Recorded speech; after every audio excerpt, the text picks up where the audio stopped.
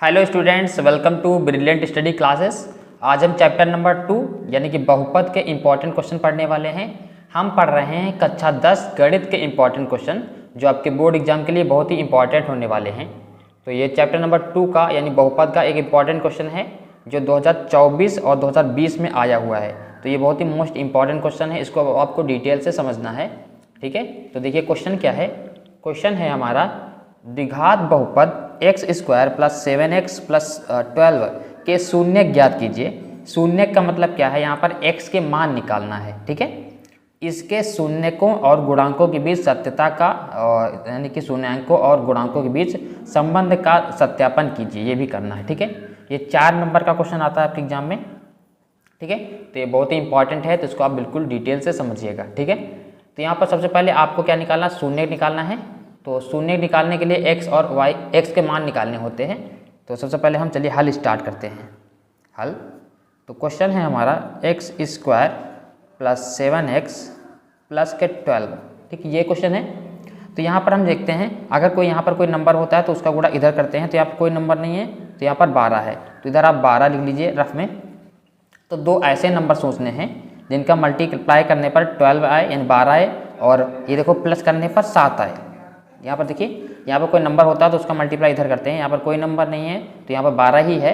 तो ऐसे दो नंबर सोचने हैं जिनका मल्टीप्लाई करने पर 12 आए और प्लस करने पर ये वाला नंबर, ये क्या 7 आए।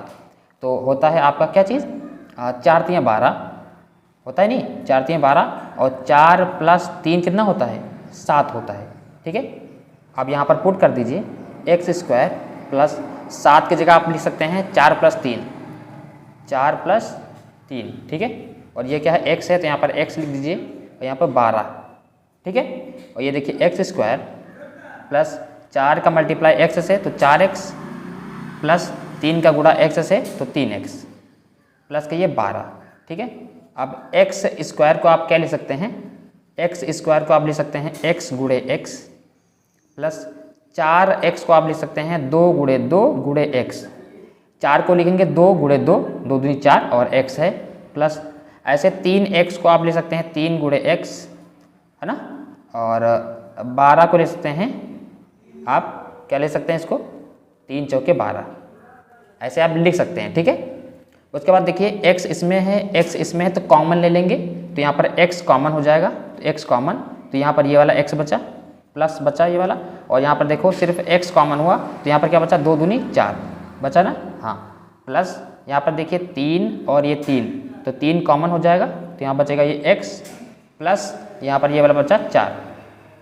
जब ये सेम सेम आए तो यानी कि हम क्वेश्चन बिल्कुल सही कर रहे हैं। तो यहाँ पर देखो x + 4 फिर से कॉमन हो जाएगा, तो यहाँ पर x + 4 पूरा कॉमन हो गया, ये वाला पूरा x + 4 पूरा कॉमन हो गया। तो ये पूरा कॉमन हो गया, तो ये वाला बचा x, हाँ, प्लस यहाँ पर ये बचा 3, क्योंकि x + 4 क्या कॉमन चला गया यहाँ पर, तो यहाँ पर क्या बचा 3, बराबर क्या होता है, 0 होता है। और आप क्या करना है, एक बार इसको 0 के बराबर रखना है, तो x + 4 को 0 के बराबर रखिए, तो x बराबर क्या हो जाए, 4 उधर भेज देंगे तो हो जाएगा -4।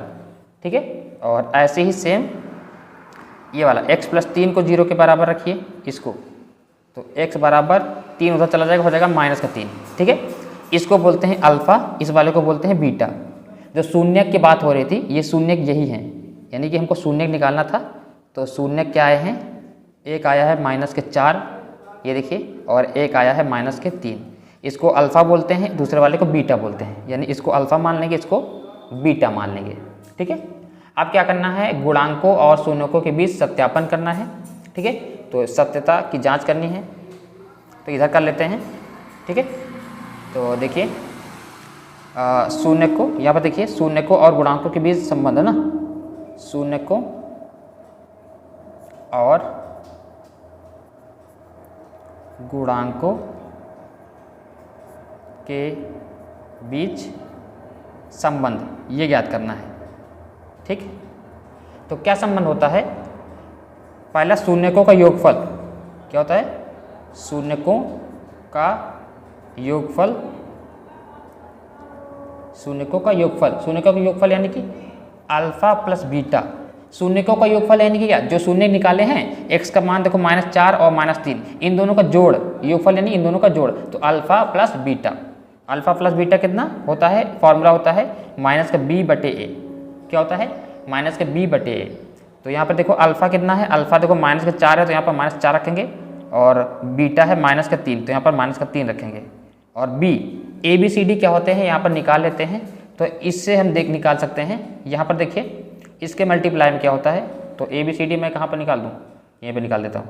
तो ए का मान क्या होगा, यहाँ पर देखिए इसके गुणांक में क्या है 1 है, और इसके गुणांक में क्या है देखो 7 है, और सी यहाँ पर क्या है 12। देखो ये यहाँ पर जो मल्टीप्लाई में होता है वो ए होता है, ये बी होता है, ये वाला सी होता है हमेशा।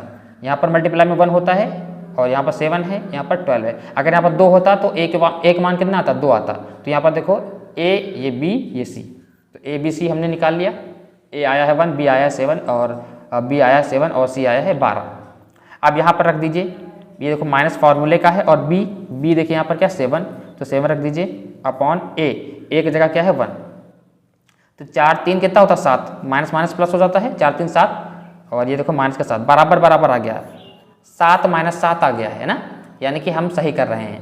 जैसे शून्यकों का योगफल होता है, तो ऐसे ही अब आपको करना है शून्यकों का गुणनफल। शून्यकों का गुणनफल, शून्यकों का गुणनफल यानी गुणा अल्फा गुणे बीटा, अल्फा गुणे क्या बीटा।